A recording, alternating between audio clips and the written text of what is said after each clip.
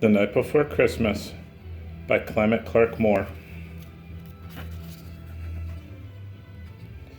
'Twas the night before Christmas, when all through the house not a creature was stirring, not even a mouse. The stockings were hung by the chimney with care, in hope that St. Nicholas soon would be there. The children were all nestled, all snug in their beds, while visions of sugar plums danced in their heads. And Mom in her kerchief, and I in my cap, had just settled our brains for a long winter nap. When out on the lawn there arose such a clatter, I sprang from my bed to see what was the matter. Away to the window I flew like a flash, tore open the shutters, and threw up the sash. The moon on the breast of the new-fallen snow gave a luster of midday to objects below. What to my wondering eyes should appear but a miniature sleigh and 8 tiny reindeer?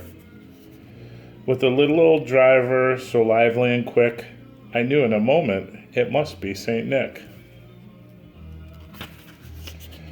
More rapid than eagles his coursers they came, and he whistled and shouted and called them by name. Now Dasher, now Dancer, now Prancer and Vixen. On Comet, on Cupid, on Donder, on Blixen.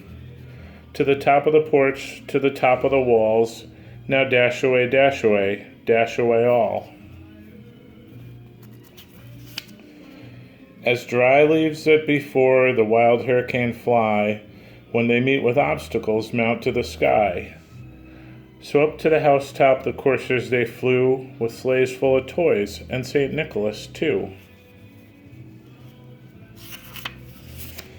And then in a twinkle I heard on the roof the prancing and pawing of each little hoof.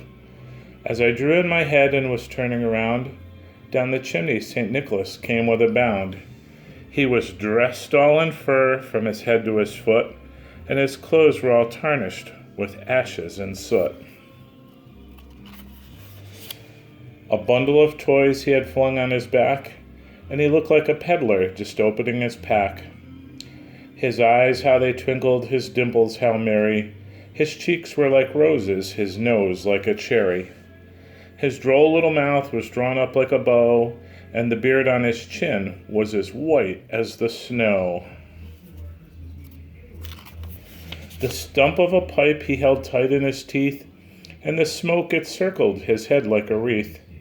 He had a broad face and a little round belly that shook when he laughed like a bowl full of jelly.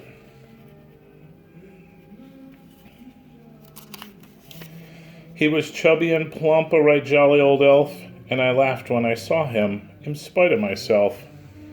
A wink of his eye and a twist of his head soon gave me to know I had nothing to dread. He spoke not a word, but went straight to his work, and filled all the stockings, and then turned with a jerk. And laying his finger aside his nose, and giving a nod, up the chimney he rose. He sprang to his sleigh, to his team gave a whistle, and away they all flew, like the down of a thistle. But I heard him exclaim ere he drove out of sight, "Happy Christmas to all, and to all a good night."